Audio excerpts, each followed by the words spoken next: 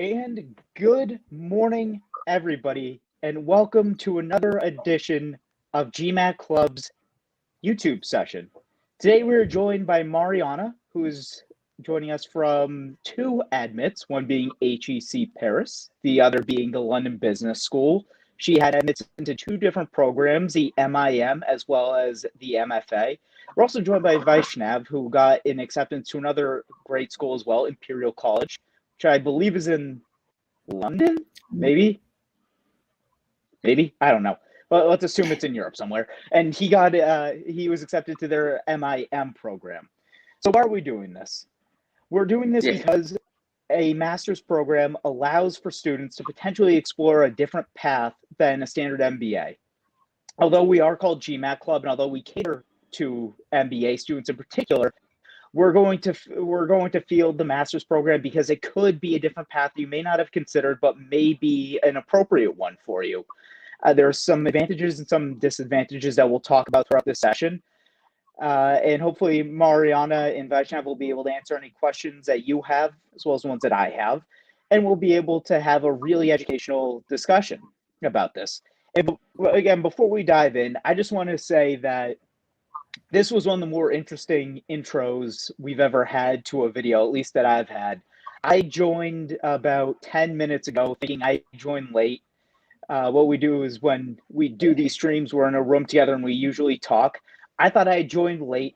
I thought we had gone live already, so was doing this spiel, so to speak, going off and getting everything going, only to realize everything that I had said wasn't being recorded and that nobody was seeing it, because we were still in a chat room and that it was still isolated. I have to say I've never been more embarrassed for myself or for GMAT Club and potentially for our YouTube sessions. So this has been a fantastic start. I'm hoping we can pull it together and make this a spectacular video. If not, I'll say I told you so, because usually the intros are a good indicator as to what's going to happen. So without further ado, and by the way, I was going to open up with a lot of great jokes about March Madness, about inflation rates, yields. No, out the window, gone. I've already screwed up enough today. I'm not going to chance it. So, Anna, would you care to introduce yourself? You've already done it once. So, this is what you've already said. I'll do it again. Sure. Vaishnav, you as well, buddy. So, Mariana, you I'll first, go ahead. please. Yeah. So my name is Mariana. I am from Lima, Peru. I'm currently based here as well. I graduated from finance at Universidad del Pacífico, which is a Peruvian university here. Right after that, I joined a small consultancy firm, where I'm currently working. And while I was at school, I also did a semester exchange in Frankfurt. And before going to university, I spent 1 year in Denmark as well. So that's pretty much about me in a nutshell. Wonderful. And thank you very much. And by the way, for those wondering, I made a joke about her background being just so worldly, and then made a joke about her physical background, the lovely window and books. It's far superior to mine. I'm basically in a storage closet over here with all the wonderful random things. If you actually do stare behind me, you can see VHS tapes, books, some old Sports Illustrated covers, some sports pennants. I see somebody actually mentioned the Patriots. We'll answer all questions at the end, but to answer that one quickly, I like them all. I'm very excited about the Patriots. Go Pats. But so we cut out that joke because, again, don't have time to deal with the landmines of making jokes and potentially screwing up further. So, Vaishnav, let's hear from you, buddy. What's your background like? Thank you, Ivan. So I hail from a small town in India, which is Dhanbad. Again, as it's also the coal capital of India. And I'm a chemical engineer, graduated from Jadavpur University, which is in the city of Kolkata. And during my time, I got an opportunity to intern in the Middle East, in Doha, Qatar, in the oil-rich nation. So that was an amazing experience that I had at that point of time. And post which I've been working with Honeywell UOP. And even during that time, I got 2 amazing international opportunities to work abroad. And outside that, I'm a sports fan, right? And I love playing a lot. Do not miss out on any opportunity that I can get to play. And even if there is a new sport, I'll just go and learn. So yeah, that's about me. Awesome. That's a great background as well. The physical background behind you is a little too white for my taste, but still a good background. And for those wondering, I was referring to American football. The Patriots are an American football team that is responsible, or not responsible, but the fan base is situated in the Northeast of the United States. So yes, Okay. go Patriots. All right. So my first question to both of you is sort of, again, you are masters, you are getting your masters. Mariana, I will follow up with you about which one you're leaning towards in a minute. But my first question is, did you both use GMAT Club? And if so, how did you find us? And why did you use us, given you wanted a master's? Well, I can go first if you want. Please. But Sure. yeah, so when I decided I was going to take the GMAT, to be fair, I was still at school, so I didn't have that much money to afford like a tutor or someone else that I can learn from. So I just started researching on Google, where can I learn from the GMAT, like kind of free. And I came with GMAT Club, and I think like it was honestly the best tool that I could use for the GMAT. Like everything, like every time I didn't know something, or like I was stuck with a problem, I could always find it there. Like I will just copy the program, and like Google will go directly to that GMAT Club question. So in that sense, like it was very helpful for me. Like I just studied with it. Like I think a couple of videos that were also from GMAT Club, and like that got me 700. So it was very worth it. And by the way, 700, great score. It makes sense that you taking the GMAT to get into a master's program, you would hopefully use us. So that makes sense. Vaishnav, how about yourself, buddy? Did you take the GMAT or were you the GRE? And if so, sort of similar questions. Why'd you use us? How'd you find us? And the like.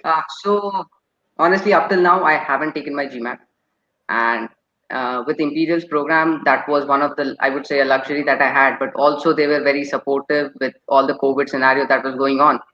But if you're talking about coming across GMAT Club, I think when you just browse about Google, I started my research as to what all resources are there available on the internet. And that is how I came across the GMAT Club. And I have been through the entire website, and it's really amazing. Getting to know the different problems or the questions that you have. Yeah, actually, yeah. It's really amazing because you also get through the different discussions, getting to know which type of program is really best, and you even go through the previous discussions, right, about probably 5 years 6 years back, and you try to figure out how things were at that point of time, so you have a very good understanding of the school that you're applying to. And yeah, that is how I came across GMAT Club, and it's been doing good since then. So now, do you plan on taking the GMAT, or are you just not going to take a test altogether? So I will be taking a test now before joining the program, because I feel that is going to really help me down the lane as well. So I had given a mock test at that point of time, and probably my score at that point in the mock was around 680. So I'll give the exam in a couple of months right now. Yeah.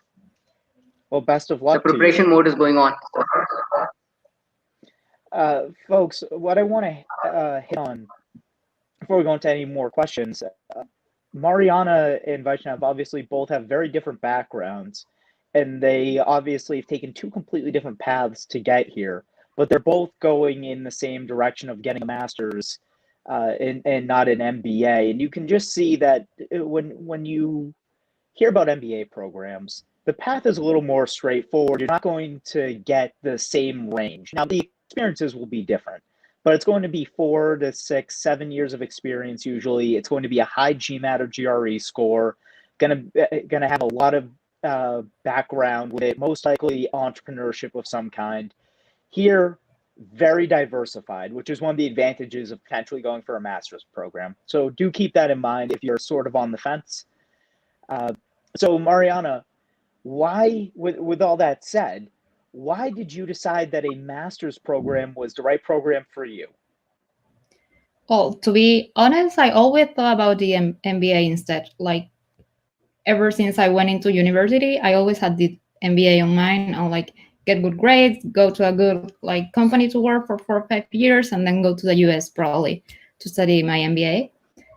But as I mentioned, I did a semester exchange in Frankfurt, and I think that was the thing that really changed my vision in that sense, because I took 4 courses and 3 out of them went from masters. So I was still in my undergrad, but I was allowed to take master courses, and I realized like I didn't lack like the gap that I thought that there were. Like it wasn't there. I don't know if that makes sense or no, but like I was just as good as they were. That's what I'm trying to say. So Okay. when I realized that, I thought like, okay, maybe I can do the master's instead. Maybe I don't have to wait it for 5 years. And the reason why I was gonna do my MBA is because I always wanted an international career. So in my like what I was thinking is that I have to wait because that's the path that you should follow. But being in Germany, I realized that's not the path everybody follows. So it's very common in here in Peru and in Latin America. We all think about the MBA, but we don't like hear much about the masters. But when I was there, I realized that that was a way and that they usually do it. So that's when I started researching on like finding where could I go, and that's when I came across with LBS and HEC. That's what I want to do it because as I mentioned, I want an international career and I want to live in London right after the MFA. So it didn't make sense anymore to wait those 4 or 5 years. That's why I'm doing it. Awesome. And again, one of the advantages that we sort of hit on, you don't have to wait. You can get your master's, you can get the experience ahead of time, and you don't have that cost, the opportunity cost of working for a couple of years and then having to transition to an MBA. So really, really good rationale for Mariana. And again, thank you for hitting on the fact that you've considered an MBA and weighed the pros and cons. Vaishnav, how about yourself? What made you decide that a master's program, an MIM, which is a master's in management for those who are wondering, what made you believe that was the right one for you? So, while I was doing my research, right, I mean, I was surely in the beginning inclined towards an MBA. But when we talk about coming from India and doing an MBA abroad is a decision where you need to take your financials into consideration. You need to see the prospects of job that you can have post graduation as well, and more importantly, how that program is going to benefit you, right, and also how you can contribute. So all these factors, I really felt that even going for an MBA, probably I would not be able to benefit as much given my limited work experience, while also contribute to the program, right? I think that's also equally important when you are going to about learn something. So, and that's where when I decided that given my post graduation goal, and MIM was the perfect path for me because this is something, it's an accelerated 1 year program as well. And I did not want to go for a 2 year program, and post which I really saw the curriculum and everything kind of fit in into my goals as to, and Imperial had the right kind of modules that I was actually looking forward to, and that is why, and given my post goals of moving into a more strategic role, I think an MIM can provide me with an equal opportunity. So that's why I went for an MIM.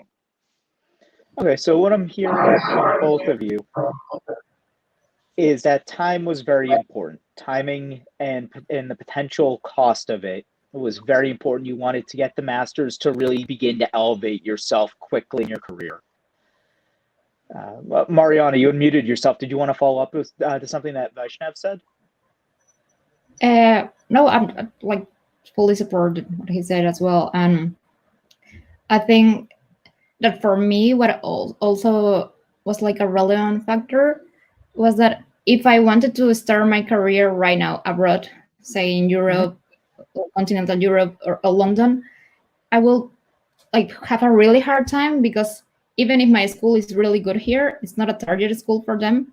So I kind of needed that like that on my CV, you know, like I needed to prove that I was studying at a good school there to show that I could do the things that I know that I can. And by the way, HEC Paris and LBS are both fantastic programs, as I've said.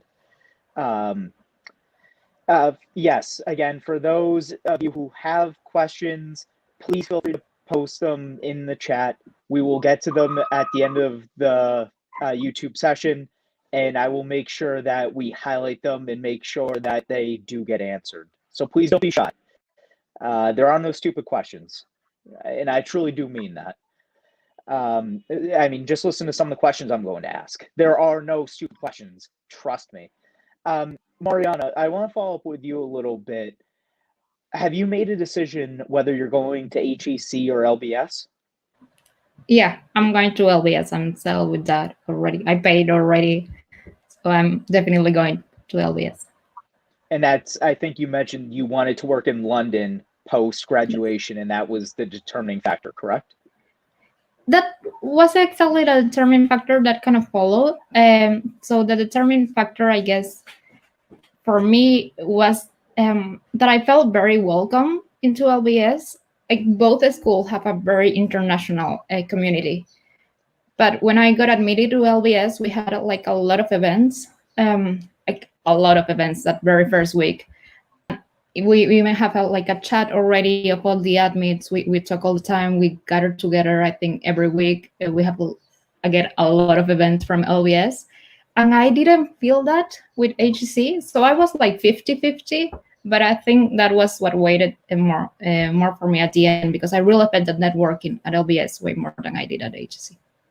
So you felt there was more, did you feel that there was a tighter community with LBS, or did you feel that the school was trying harder to sell you on the school? What was your view on that? So I will say at the beginning, thought that the school was trying to sell it harder, but then I realized it wasn't just the school. As I mentioned, like, we have like a WhatsApp group of all the admits. Like, I think you read Jay's there saying, "Go Mariana." I mean, I met Jay because of the chat that we have. He's also an LBS admit, and that's what I mean. I mean, he's not sent by the school. Like, we've become friends, even if he's in the other side of the world, and I haven't personally met him yet, just because we are going to go to LBS, you know. And I think that's what really like made a case for me for LBS instead of HEC. Interesting. Vaishnav, did you have a similar experience with Imperial? Did you feel that when you went there that they were trying to build a community?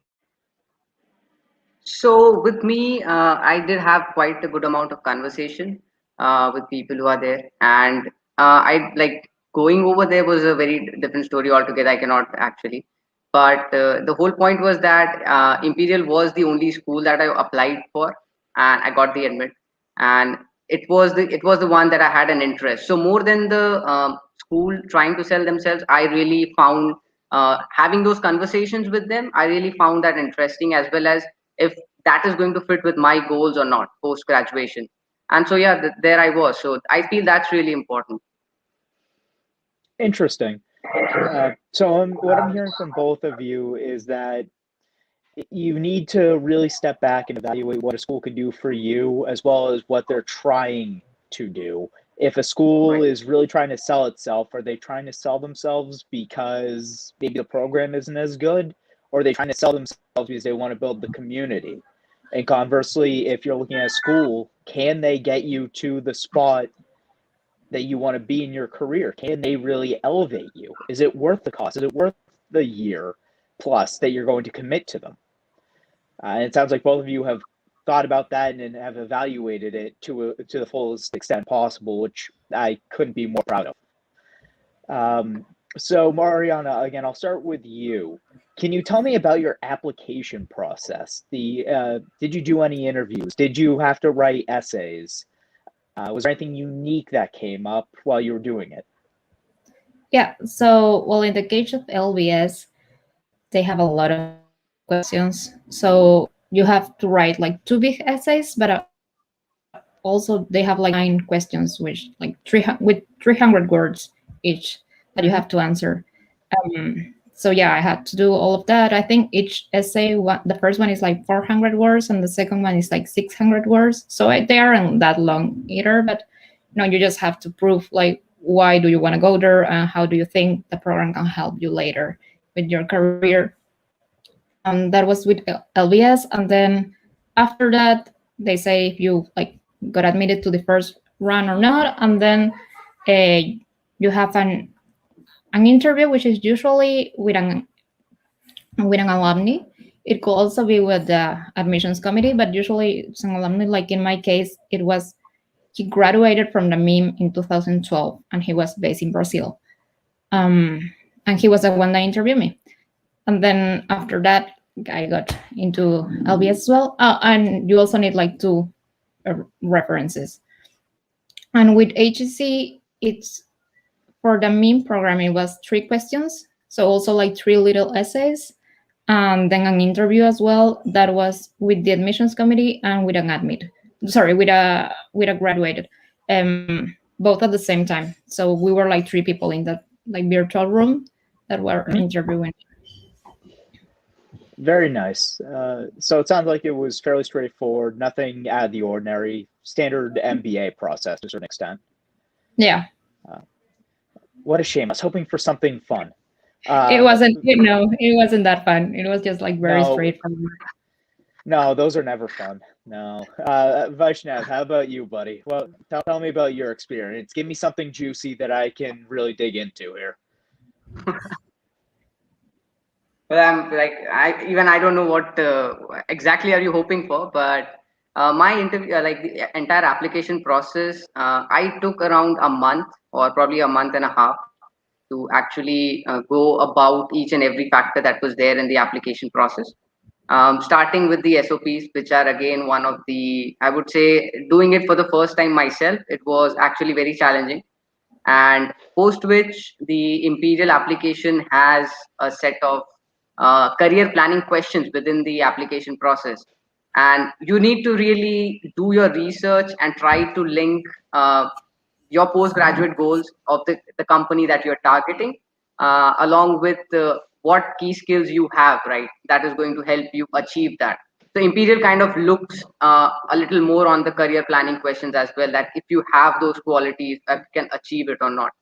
And post that, like going through the application process, we had a unique Kira talent interview, which again was a very fun experience, I would say, for me, because that was the first time I was doing it, where you have just 1-minute videos and they recorded themselves, right? I hope you all those who do not know about Kira platform, it's like you have 1-minute questions that you need to answer, and you need to structure your thoughts pretty well, because by the time you think that you're speaking, you realize that it's gone, that the time is gone. So that was really challenging again. And I think that was the best part that I've learned, being very quick on your feet. And that interview was really exciting, right? I think even if you just try applying to a school and go through the Kira talent just for that experience. So, and apart from that, I think the as Mariana mentioned, right, the references were really helpful as well. You cannot get across, right, if you don't have the references. So the overall application process required a lot of research, and given my experience, I was able to do that, put in a lot of time, try to frame the SOP, because we the I would say the AdCom is really looking forward to that, of how you structure your thoughts and you present it in a way. And since I'm coming from a chemical engineering background, it was all the more challenging for me, right, as to how do I put it in a SOP and present my thoughts, right, that are very different from the general crowd. So yeah, that was about the application process, and I wouldn't say there was nothing juicy. So sorry, man, on that front. Yeah, no, you guys let me down Very here. boring. I was hoping I was going to hear something like I walked in the room and it was my ex, or no, I had spilled a coffee on me literally 5 minutes before the interview and was up a river. That's what I was hoping for. That's comedic gold. But anyways, it's either here nor there, unfortunately. Mariana, I wanted to follow up with you and Vaishnav on networking. In an MBA, the alumni network is one of the most important things about it. Yes, an MBA teaches you how to think critically, it teaches you how to problem solve, but it's a network that you establish thereafter that contributes a lot of the value to it. Is that something that you evaluated when you were going through master's programs? And was it something that was important to you when you were considering programs? Yeah. Should I go first? Okay. Yeah, please. Well, yeah, for sure. Like as I mentioned, I think at the end that's why I chose LBS. But they both HEC and LBS give a strong sense to network as well. And I think what really helped me with both the schools was that I began like asking people that were currently studying there or had just graduated from there, like asking them questions about the school and then showing that on my applications. Like LBS explicitly asked. Do you know any alumni or current student from LBS? And then I just listed, I think I knew like 20 people, and I just listed all them. And I think that's really helpful for the school with HEC as well. Like, I think at one part of my essays, I mentioned, like, when I was talking to this person, I realized that the school was a very good place for me. And I think that helps. So the network's not, it doesn't start when you get there. I think it's way before. And like I mentioned again, like in the WhatsApp group that we have, in all the events that we have on the weekends with all the admits and with the school in general, I think definitely network is just one of the things that the school gives you, for sure. Very nice. And by the way, you're lucky we're not in the general chat or chat in general on GMAT Club. We actually censor the word WhatsApp. We try and encourage people to use our forums chat resources, which is why if you type in WhatsApp, you can try it right now if you want to. Again, on GMAT Club, it will bring up gmatclub.com/chat. It will not let you type WhatsApp. So in case anybody was wondering, so again, can't censor you on here, but we can on GMAT Club. Vaishnav, how about you, buddy? Well, in terms of networking in the alumni base, was that a critical factor for you not only evaluating Imperial, but also considering an MIM versus the MBA? Yeah, sure, Ivan. I think that is something we all look forward to, getting to interact and having a wider perspective of things, because that's really important. And with Imperial, right, even the MBA grads, they are there, right? You get a very, the community is really tight knit, and I feel that there is always a chance where you can go and interact, right? Whether it is through the clubs, the energy and the sustainability club, where I'm kind of little more interested, or the consulting clubs. So these are places where you really get to know each other and interact, and that is something I had a talk with the MIM grads as well who are currently there, and it's something that you really can interact and work on what your goals are, right? Try to figure out things, employment opportunities, or you can even learn from those MBA grads as well. So that interaction and that exposure was always there. So I feel like that's really important as well, and Imperial surely has that. So Awesome.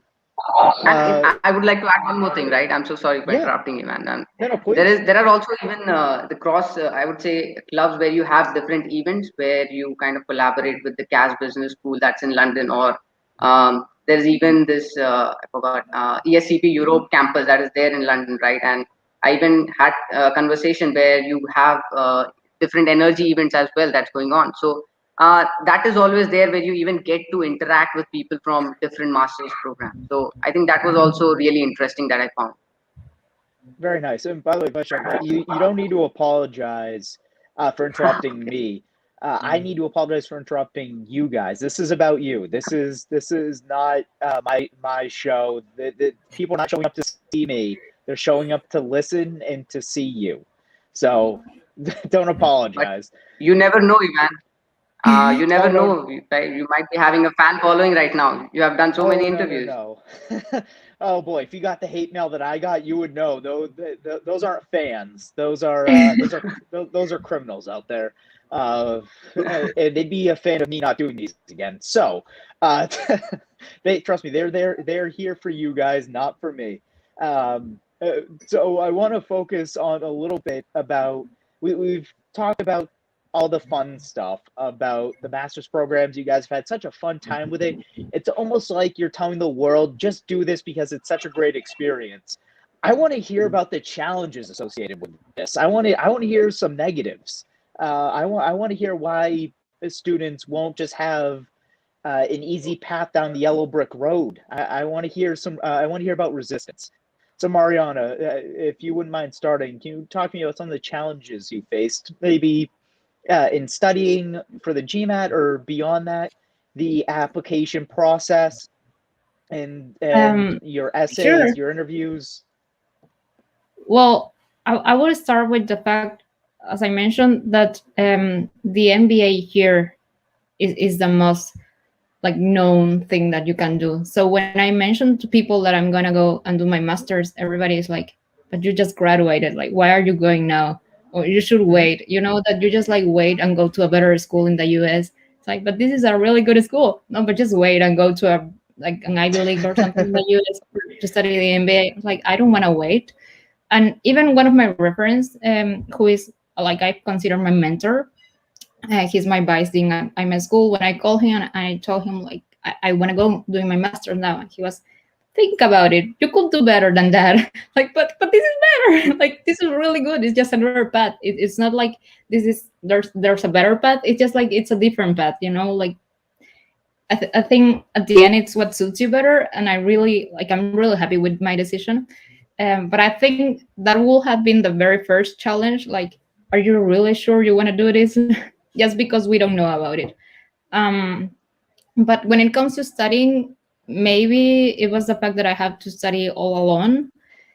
We were in the mid of a pandemic and I was just in my room studying all day. So I think that could have been a little bit hard. Like I was working and then studying. So just like finding the time for that was quite frustrated at some point, to be fair. Just because I didn't know how to solve things and I didn't have the money to pay for a private tutor, so I didn't know what to do.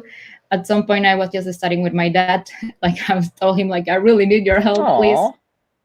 So we were just like after work, we will both sit and just like solve math problems together.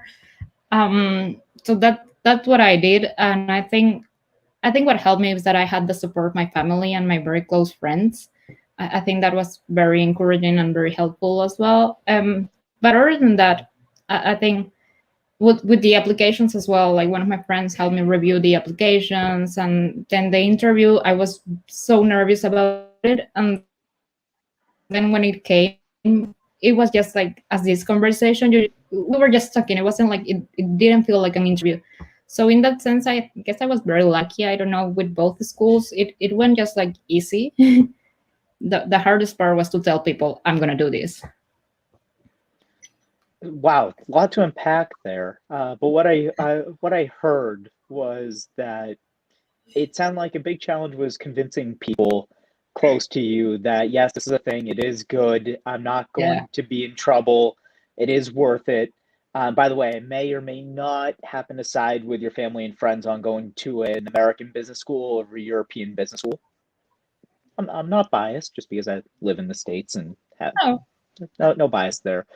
But what I also heard you reiterate was the fact that you had support of your family and friends, and your father was there to help you. I did a debrief. It was the last GMAT debrief I did. I want to say it was a month ago. And it was with a couple, a married couple, who studied together for the test. And they were able to help each other so much because they were able to leverage each other and support each other. And that is one of the big things you can do when studying for the GMAT, the GRE, the LSAT, the MCAT, whatever stupid test you want to take under the sun. Having support and having study buddies to hold you accountable and to be there for you. It's so critical, and having that support network can make such a big difference. So I'm so glad you hit on that. Thank you for talking about that. But Vaishnav, haven't forgotten about you. So tell me about some of your challenges. And again, spread whole gamut from you're studying currently, which I know you're doing, to your application process, to deciding about a school. Playground's yours, buddy. Talk to me. Okay. So, Ivan, I probably want to break this into three different challenges, right? First, selecting the school again. You need to know your background, what are your interests, and how you want to, like, which school is the best fit for you, right? And since my target was Europe and I wanted to work in the UK itself, given it's also a beautiful destination. So, that was one of the reasons, few of the reasons that kind of compelled me to go for it. And coming from a tech background, I was really interested about how technology and everything is impacting business in a positive way. And Imperial, I found the university's resources really helpful, right? I mean, I'm not just limited to a business knowledge, but I'll be able to interact with the research team or the different teams that are there, right, who are trying to bring something new. Get in touch with the different people who are out there and understand, right, how innovation is kind of bringing an impact. So that was one of the key driving factors, right, where my interest lied. And it was not just the business school, but the different resources, right, just as I mentioned, that were really helpful in selecting the right school for me. And that's the reason Imperial was the only school that I applied for, because I was really interested, right, in all the different elements that it had. And post which, coming to the application process, right, again, I did mention quite a while back that SOP is one of the challenging things, right, because you have a lot of things in mind, right? How do I start, right? Where do I go? And I think Mariana is able to relate it, because she's smiling right now and she has been through this, I feel. So that's really important, right? How you structure your thoughts, right? What all things, like, because when you start, you have a lot of things, right? Should I start this way, or I think this would be fine? And probably 5 days later you would think, oh, those two were absolutely not fine, I think this one is the better option. So that is something that you come across again and again, and it's really important that how I structured my thought was during that point of time was to see what all university is providing, right, and how that can fit into what I want to do during the program and post that. So I tried to fit all those thoughts into my SOP, right? It did take quite a good amount of time, and I'm pretty sure for whoever is watching this, right, SOPs are again one of the challenging things, right? And you find yourself in a place where you discover yourself about as well. So that's again one of the positive sides of writing an SOP. And other challenges during the application process was the career planning questions, because Imperial has a very limited, like, the word limit is really short, right? I mean, getting to picture all your thoughts into just I think 100 or some words like that. So that's really challenging as well. So you need to take up your time and gather your thoughts and put it in a way where they read it and they can understand it in just one go, right? They do not have to read it twice, because the number of applications that they have, I mean, at one point of time, you'd be like, okay, just keep this aside and we'll probably move on to the next. So that's again really challenging. Apart from that, I mentioned about the Kira platform, right? You are not trying to converse with a person, because just like right now, I can see the two of you and I can see your expressions, right? And you become comfortable, but over there, you're just looking in the screen and trying to say something. You're just looking at yourself. So that's again something that you need to have a mindset where you're trying to give the interview, that I just need to go on, portray my thoughts in 1 minute, right? And that's very important. So coming next to the part, right now, from the time, again, as you said, you wanted some negatives, right? So I wouldn't say it's negative, but the challenging part is till the program ends, and the challenge will keep on continuing, because you are amidst a group of cohorts, right, from all over the world. And Imperial surely has a community where you have talented people coming in, right? So you are surrounded by people and everybody is trying to work for it. Even the competition is there, right? You cannot just neglect it, because there are people who are trying to go into the same field that you are, right? And going through that 1 year rigorous course is again a challenge where you need to come out strong on the other side, right? And imbibe as much knowledge as you can get. So that's again really important. And again, if you have achieved your goals, don't feel that I think everything is fine, right? The challenge still continues. So that's really important to understand, even post your graduation. So yeah, I think that was all about it. But I did like the point that Mariana mentioned, right? That the support is really essential.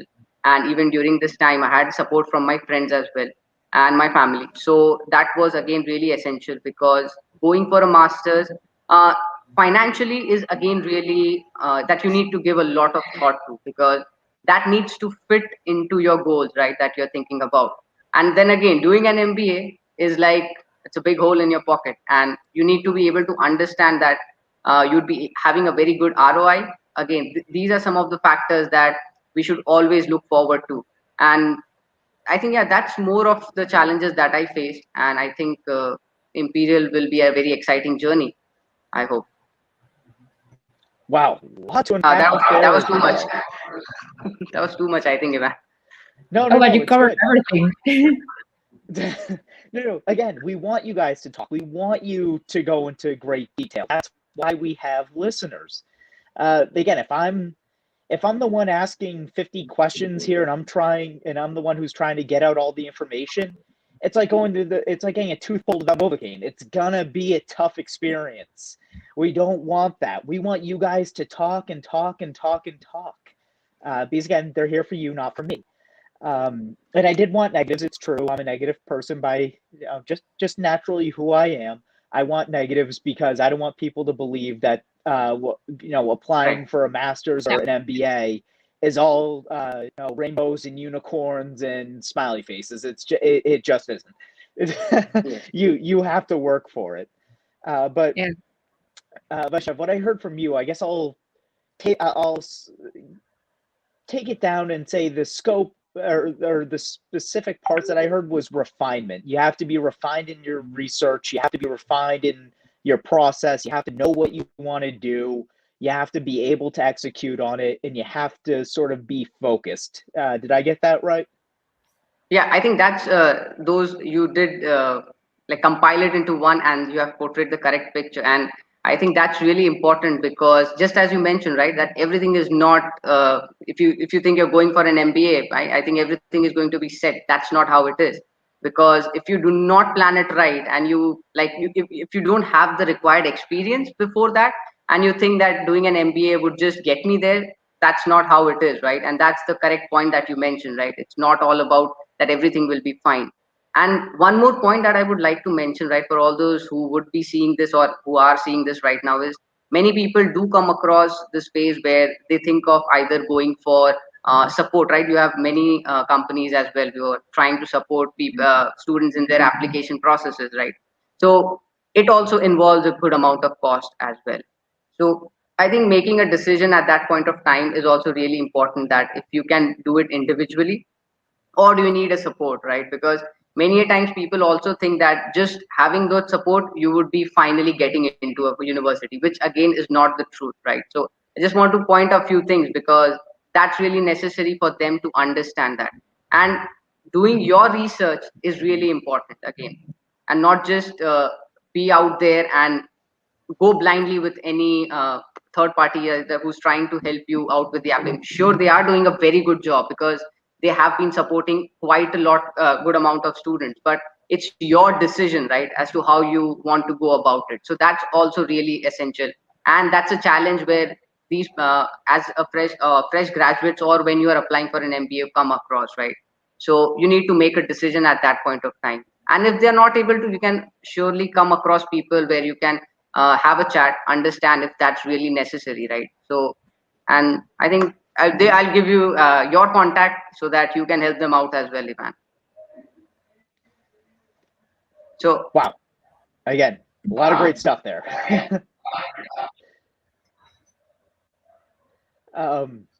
Yeah, and I think adding to that, like doing your research, at the beginning, to be honest, I thought, okay, I'm gonna apply like 5 schools or something because I really want to make sure that I get in.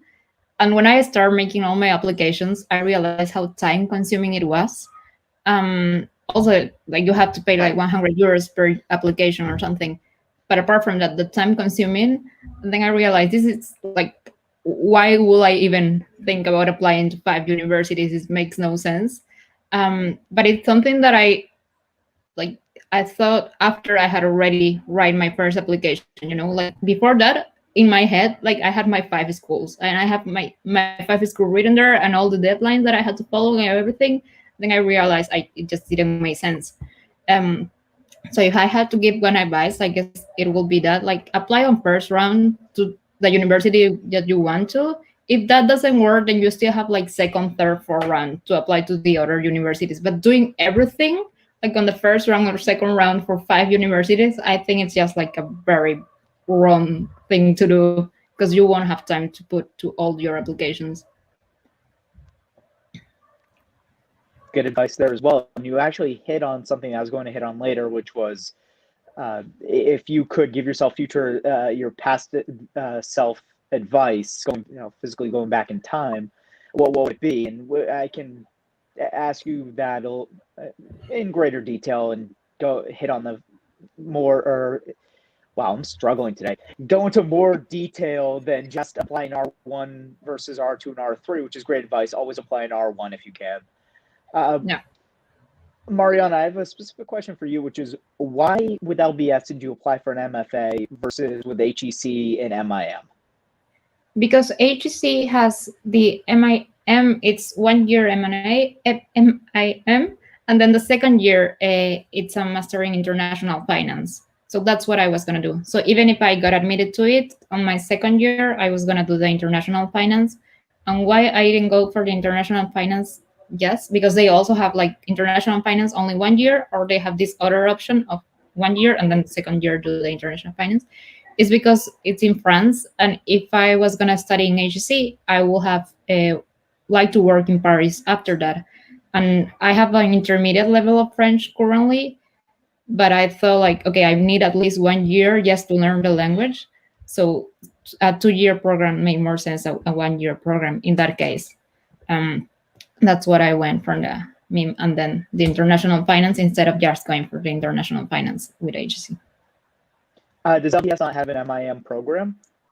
Yeah, they do, but again, I want to go into an IB afterwards. So okay. My plan was always to study finance, but in this way, I could just stay 1 more year in France to learn French.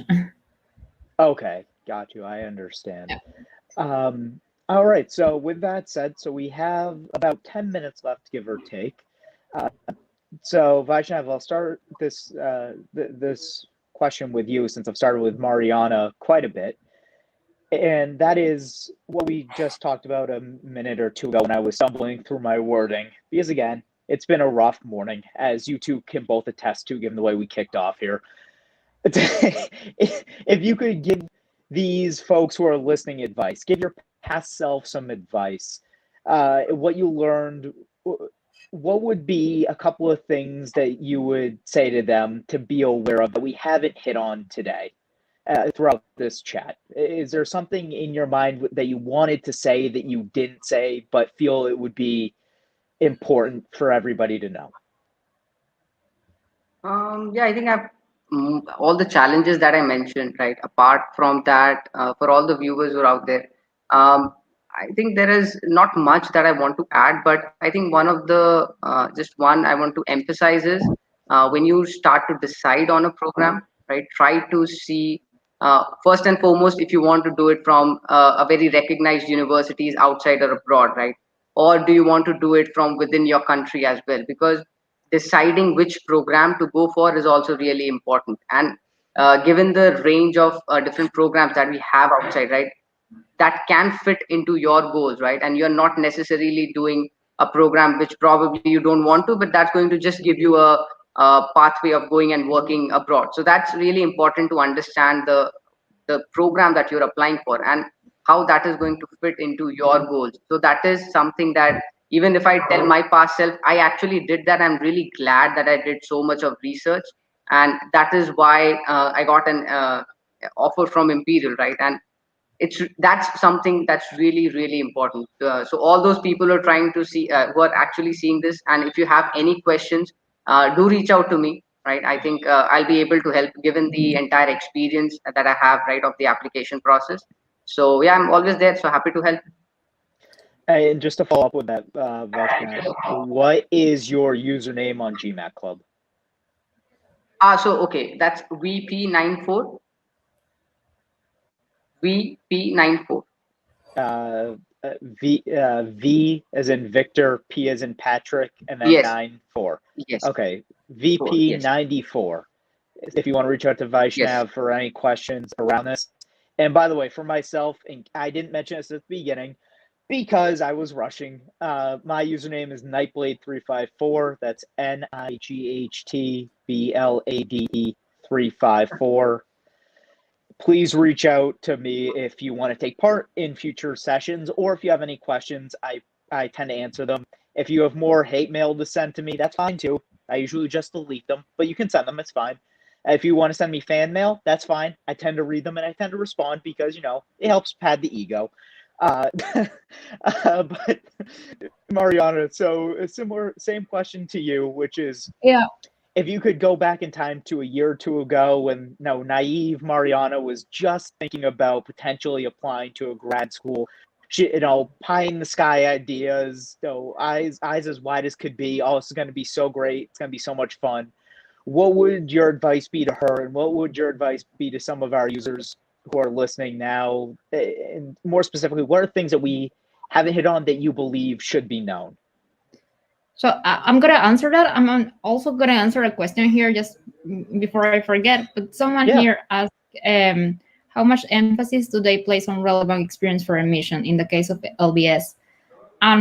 What I would like to say is that with all my searching, I realized that different schools search for different things.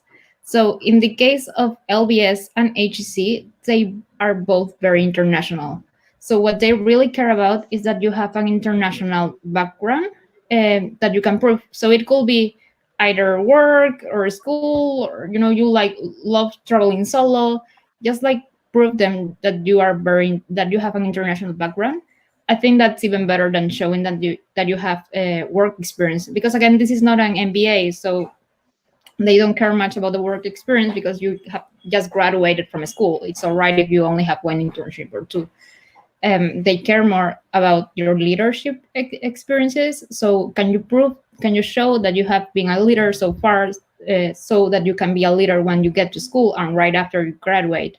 I think that's way more important than the GPA or even the GMAT in some cases. Just what have you done so far?